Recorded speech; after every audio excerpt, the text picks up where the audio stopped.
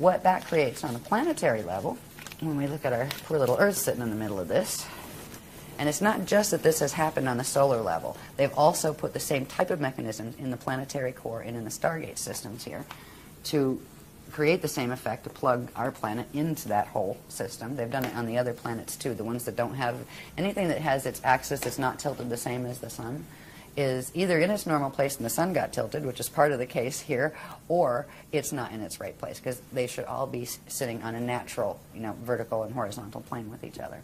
This is what we have right now.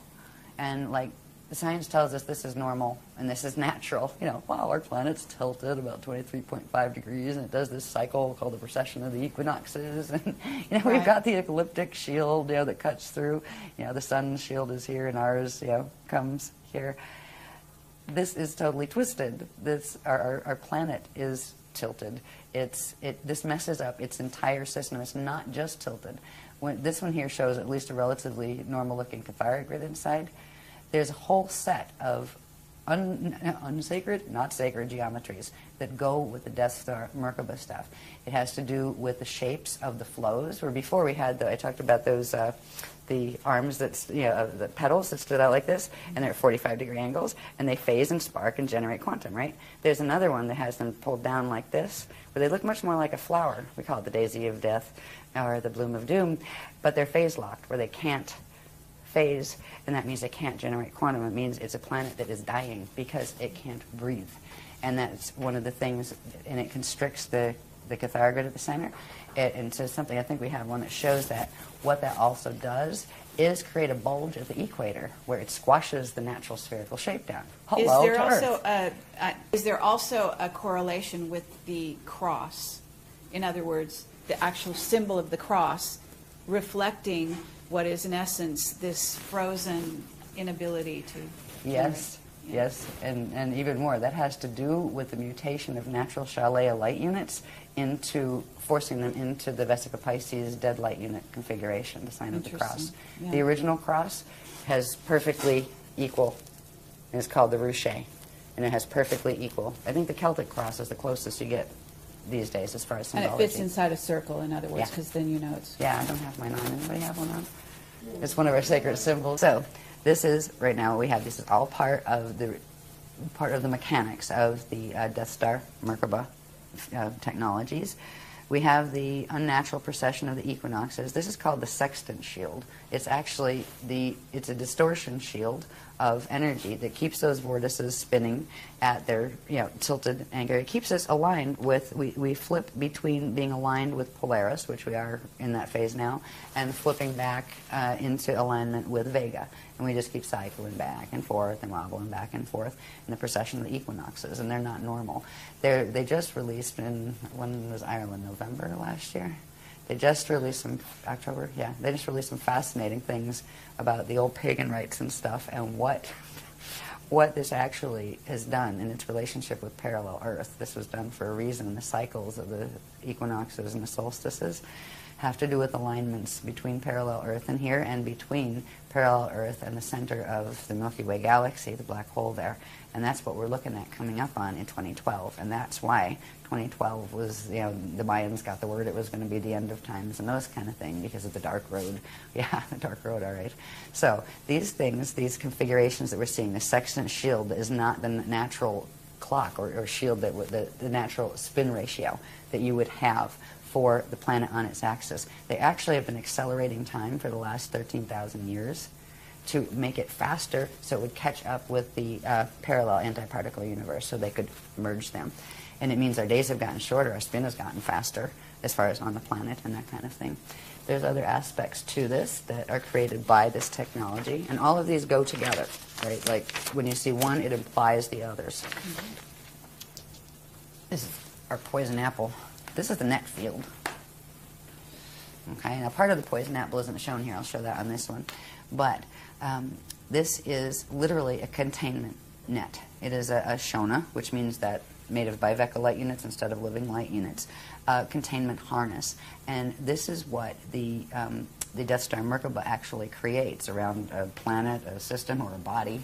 When you work those Merkaba mechanics, this is what you're creating. It's a torsion field that constantly circles energy in on itself but does not have a connection to anything outside of itself except of what it can feed off at its center from its core. And this is, there are 3 levels of this that actually move in Earth's atmosphere, and they can literally control. One of them runs through like the magnetosphere area, and actually there's 3 others down from that, so there's really four major layers of this. It controls, it reminds me of that whole thing, we control the vertical, we control the horizontal. Remember that show that used to sit, I think Outer Limits or something used to say that on TV? Well, it's kind of like, yeah, they pretty much do. All of these net systems are plugged into things like the HARP machine. And I'm sure the Hadron Collider has something to do with activating all of these too. I heard they just had their first good test yesterday or something. Yeah, this week. Good timing. Right. Full activation. Yeah. So these net fields are responsible for literally wiping out the DNA. Science has already figured out that DNA is sensitive to a couple of things. It's sensitive to radiation that can destroy DNA. It's sensitive to magnetism, electromagnetism. You mess with the magnetic fields, you mess with the DNA. That, just like it's blocking the natural currents and flows that would normally come into the planet, it does the same thing to the biologies on this planet. This is why we have no memory. It's wiped it right out of the DNA. It's actually still in there. It's in junk DNA. It's in pieces. That's what we're working with the technologies that the Guardians have to reassemble. And it does it through controlling the epigenetic overlay, which is the chemical sheath the science is just learning actually triggers how genes will behave in the DNA. Right? So it's a combination of both. But this is why we have no memory of our race memory or any of that. And this is what is holding the mutation in the body. Right now, our own biofields and the biofields of the life forms on the planet carry all of these same mutations. We carry these, we carry the wobble and vortices, we carry the phase-locked bloom of doom in their flows and all of that. And if we are going to ever get out of here while we have time left where the gates are open, it's amazing the gates are even open or even still usable after all of this, but we need to reverse mutate our bodies. And we have been working for 10 years with that. We've worked through the light body layers. We've worked through the spirit body layers. Now we're into something called the Age body layers. That they're kind of, the Age body is interesting. It's like a combination between the spirit body and the light body and the atomic body, that once you master that, it allows you to actually do the transfiguration and turn into light. And the first stage of that is called glide, where you learn to bilocate, where you put yourself into orb. And you go elsewhere and bilocate and then come back. But you still leave a body here. The second stage is what we're working on now, is called translocation, where you get to the point where you can do a certain level of transfiguration of a certain quantum of your atoms into light temporarily, so you can go visit elsewhere and take your body with you, but you'll still be keyed to the space-time imprint or encryption of this planet until a certain other thing happens, right? So that's called a slide 1. The third thing is called slide 2, or span. That's called where you learn how to not just translocate, where you're going to visiting and then come back, but transmigrate, where you actually can be free and you do not have to come back here, you don't have to incarnate back here. That has to do with releasing something called the Vibody cell. That is the donated quantum from the egg and sperm of your parents. That was not your spirit body encryption. That has to be released before you can be freed from the space-time location in which those two things came together. It gets released as what's called Vibody dust, right? So there's this whole process, anyway, involved with it. While we have this going on, we are literally, the planet is keeping us mutated because the visitors are keeping the planet mutated. And at this point, good luck fixing the planet, because look at the solar system, look at the galaxy. This problem is going on all the way up into the galactic level. And there's a certain point where the quantum that is going down is larger than the quantum that can pull it back. And that is what's occurring, and that's why there's 200 years left on the gates, as far as 200 years Earth time. Okay, but isn't it true that the planet is a being? Yes. And also is going to be able to escape this? It chose the path of Kali Rama, which is the step-back path. Right? So Instead it's of the going path to of fall. implode and then re-emerge. Yeah. It'll go back into that middle density that happens to be called the edons. Out here, the density, remember when we, I don't have one really, yeah, I do. On this graph, get my stickies off there too.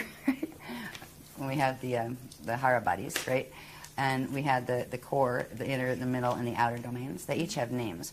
This outer domain area where we are now, where we're experiencing the Kali Yuga, that is called a radon. right? And this one is called an edon. And then this one, the inner one, is called an adon. And the core is called, what is it called? I can't even remember. It's been so long since I taught this. It's the core. Leave it at the core. Yeah. But anyway, you've got the dons, right? So this is the garden of Eden, right? It's the step back to where it is innocent and pure. When you do the step back, it clears anything off your encryption that didn't belong there in the first place. And it's literally, they call it passing through the ring of fire in order to get back into the purity, and then you get to come back out again and try again.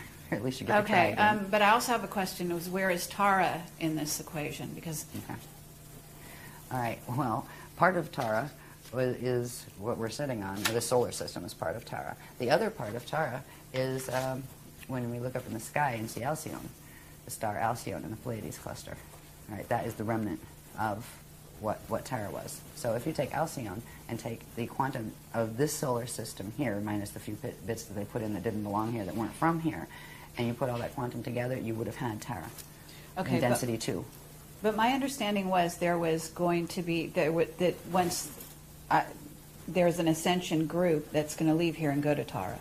That was before the Bridgestone project failed. Oh. That failed in 2003.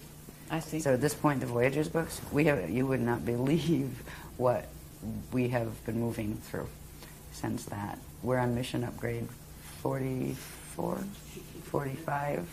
Yeah, I have a list of them somewhere. Yeah, where they at? But yeah, just because it's amusing to look at. Right, where you just see, oh my God, there's been that many mission upgrades. First, there was the attempt to salvage. This is all the stuff they're trying to do before the thing happened with the sun. Once that happened, there's nothing that can be done at that point. But we still have ascension, but it's like the fly by the seat of your pants. Keep these gates open, and you've got 200 years to get anything that's going up out of here. And that's what's happening at this point. So Voyagers was written 10 years ago. Yes. Yeah. A lot has happened. Okay, so, but